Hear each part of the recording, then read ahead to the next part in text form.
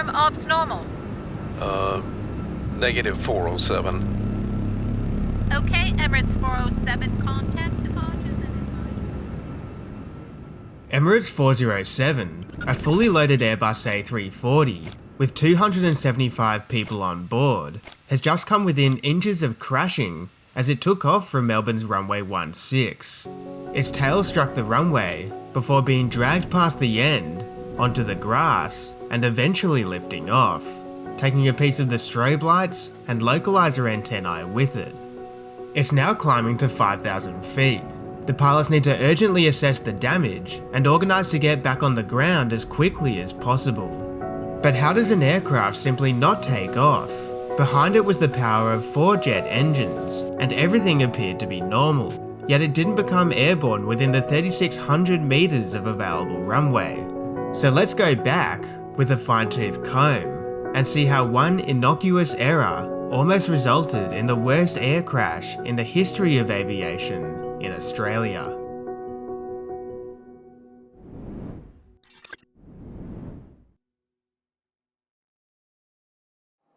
The day is the 20th of March 2009. The flight in question is Emirates 407, and the aircraft in question is an Airbus A340-500. It's scheduled to depart Melbourne at 10:25 PM local time for a long-haul flight to Dubai, the mega hub for the Emirates operation. It'll be a 14-hour and 8-minute flight. Soon to board are 257 passengers as well as 18 crew members. At 9:27 PM, the pilots enter the cockpit for the first time. As part of our analysis into the near-miss disaster, we're going to run through each step of their pre-flight checks and determine how the critical mistake will occur. Okay, I'm going to initialize the FMGS. Sure. And here we go. Most of the flight plan has been uploaded. Great. The first actions taken by the pilots is to initialize the Flight Management and Guidance System, or FMGS. As part of this process, a request was sent to the Emirates base in Dubai to remotely upload the flight plan data to the aircraft. The pilots received this data almost immediately. It includes the final zero fuel weight, mass of all the checked-in passengers, bags, and cargo, among other parameters that will be used for the flight. But as is usual, it's not fully complete. Some of the required information will need to be entered manually, such as the takeoff performance, which will be calculated independently. Over the next 20 minutes, the pilots continue their preparations, determining the final fuel figures and fulfilling the fuel uplift check, completing the load sheet, receiving the catering delivery, as well as getting the weather. All right, I've got the fuel receipt. That's all sorted. Is the current information still Sierra? No, it's uniform now. With Aerodrome Terminal Information uniform current, it's reporting a 5-knot southwesterly wind, outside air temperature of 17 degrees, clear skies, and a QNH of 1015 hectopascals.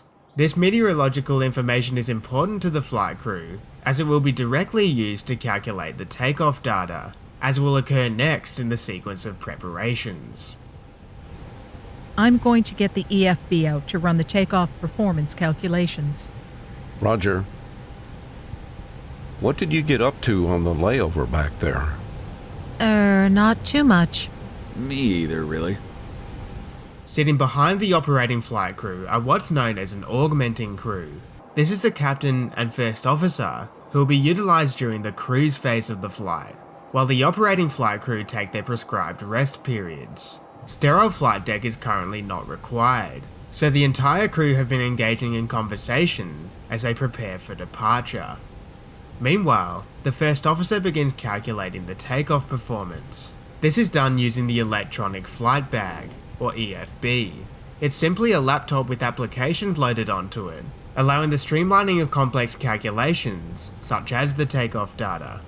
The wind, outside air temperature, altimeter setting, takeoff weight, flat configuration, anti-ice selection, runway surface condition, and aircraft center of gravity are all required inputs to produce the takeoff parameters, including the V-speeds and engine power settings. Once complete, there will be several steps which will occur to capture any errors in the input data or the calculation itself. However, the first officer is about to make a minor mistake, which will go completely unnoticed. From the load sheet, the estimated takeoff weight is 361.9 tons. Adding an additional 1,000 kilos to account for last minute changes brings it to 362.9. However, when entering the takeoff weight into the EFB, the FO inadvertently enters a figure of 262.9 tons, 100,000 kilos below the actual weight. She then performs the calculation and transcribes the resulting flex weight, which we will get into later, and other data, such as the V-speeds, onto a copy of the flight plan. The V-speeds indicating at what points the pilots are committed to becoming airborne at, rotate, and climb at should an engine fail. Also resulting from the calculation is the flex temp, and this requires some explaining, because it's the most critical factor which will lead to the accident. Aircraft turbine engines can produce a tremendous amount of power, as they are required to do so at takeoff, but the more thrust they generate, the more wear occurs inside the engine.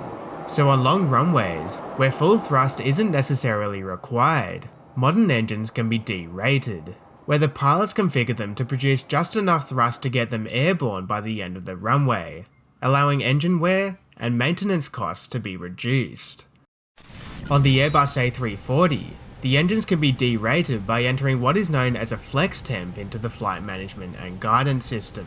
By entering a higher temperature than the actual outside air temperature, the engines assume that the air being ingested is less dense, and they can't produce the same amount of power, so are forced to target a lower power setting, and therefore become derated.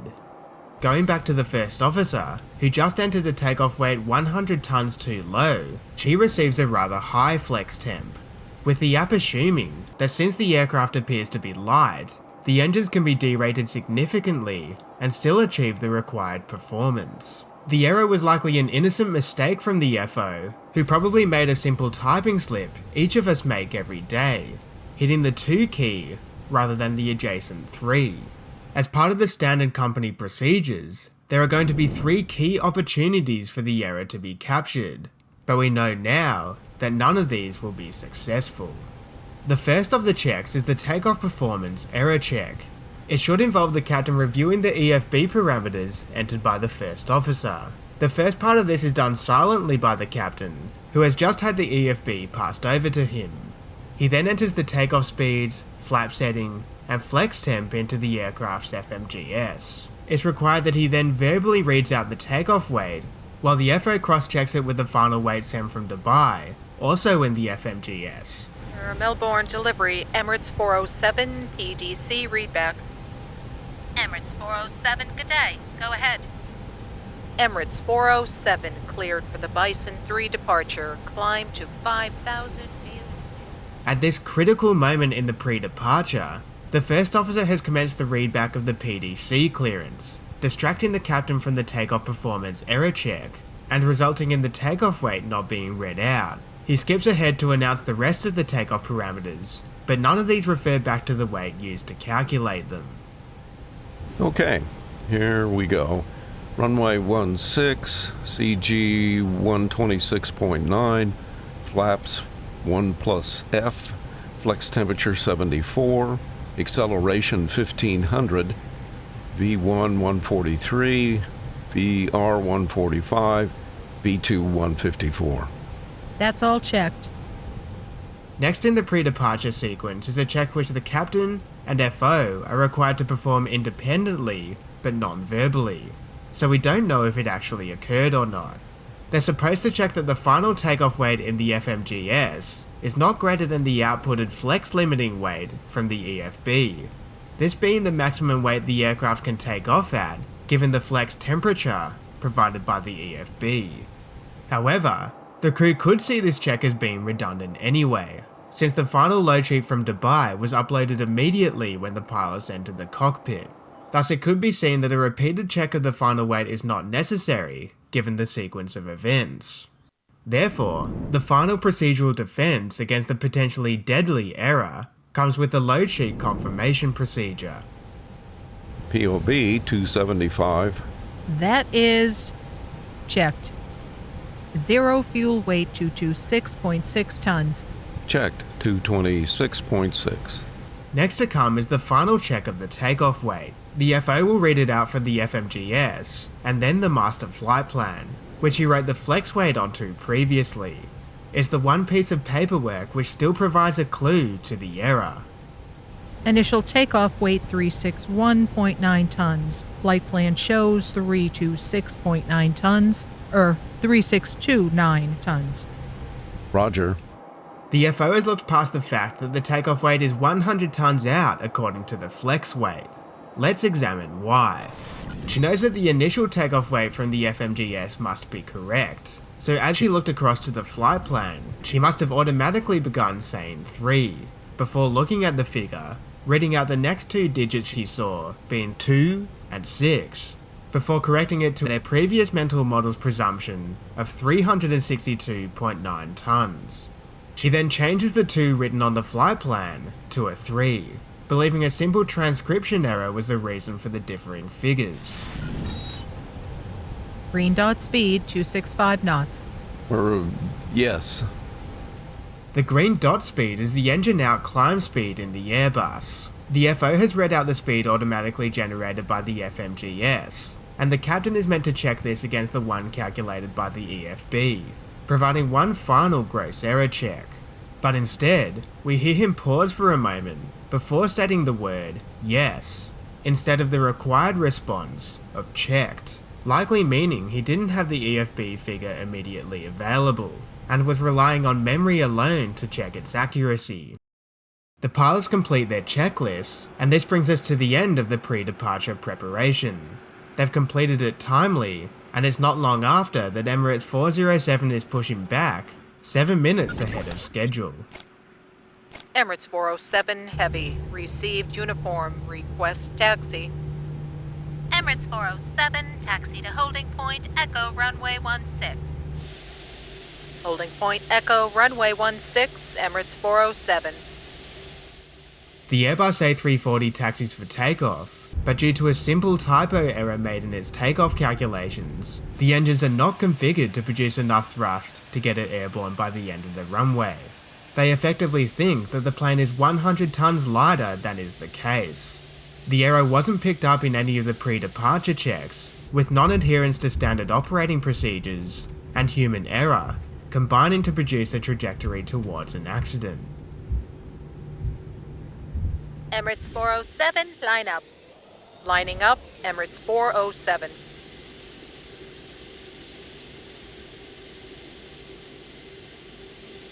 Emirates 407, traffic is on a 3-mile final, cleared for takeoff.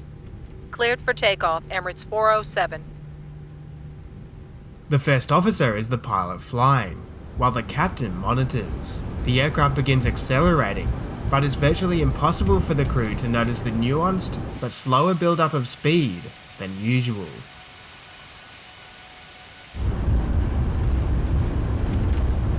B1. Check. Rotate. The FO pulls back on the side stick, but there's no response from the aircraft. It's at a speed too slow to get airborne. Rotate. I am. The FO applies greater back pressure, and the nose of the aircraft begins to rise, but it's still not at the required speed to fly. The tail strikes and begins dragging along the runway. The captain pushes the thrust levers forward to toga, commanding the maximum available thrust. The engines respond immediately, and in just 3 more seconds, the aircraft becomes airborne, but not before running through the end of the runway and hitting numerous lights and ILS equipment as it climbs away. Emirates 407, confirm ops normal.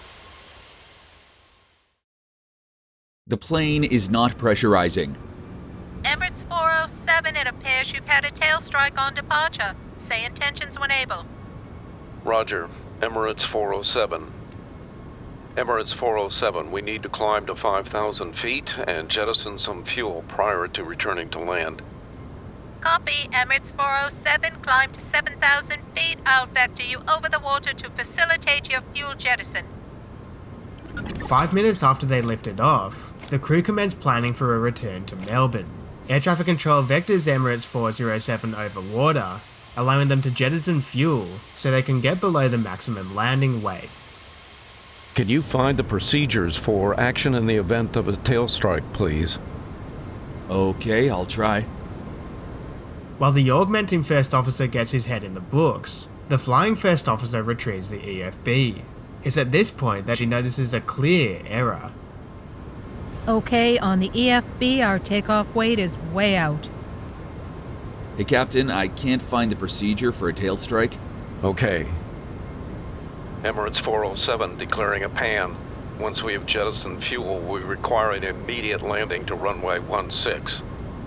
The flight crew decide to jettison enough fuel to get the landing weight down to 280 tons, enough to carry out several approaches at Melbourne if required. They then make 3 independent calculations of the landing performance, both using the EFB and the Quick Reference Handbook. At Emirates 407, they found debris and runway surface damage during an inspection of the runway and surrounding area, so expect significant damage to the tail. The captain briefs the cabin crew and makes a short PA to the passengers, describing basic information regarding the incident, as well as details on the fuel jettison and return to Melbourne. Once the jettison is complete, Emirates 407 is vectored for an approach to runway 34. They descend from 7,000 feet and begin slowing the aircraft down. What is making that sound? I'm not sure. It's definitely unusual. Moments later, a flight attendant at the back of the cabin advises that they can see and smell smoke. Emirates 407 requesting clearance for an immediate approach. Emirates 407, roger. Descend to 3,000 feet and you're cleared for the approach. Runway 34. The first officer briefs the lead flight attendant on the possibility of an evacuation, while aviation rescue and firefighting services are organised on the ground. At 23:36, 1 hour and 4 minutes after takeoff, Emirates 407 touches down on runway 34.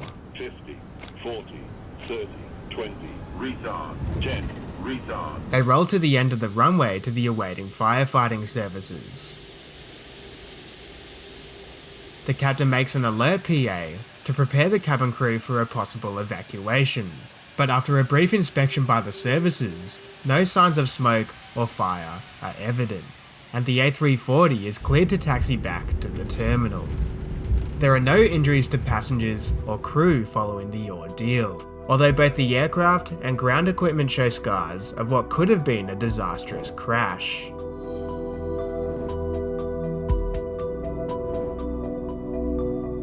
And Emirates 407 left its mark in more ways than one. The Australian Transport Safety Bureau found 12 contributing safety factors to the near-miss accident, referring to the incorrect takeoff weight, distraction in the pre-departure phase, lack of adherence to SOPs, Emirates' lack of procedures for managing distraction and minimising its effect, as well as the takeoff roll itself. According to the ATSB website, all of these safety factors have now been at least partially addressed, meaning that Emirates, the A340, and aviation are all now safer as a result. Thankfully though, the conclusions and learnings we gained from the accident did not come at the cost of any lives.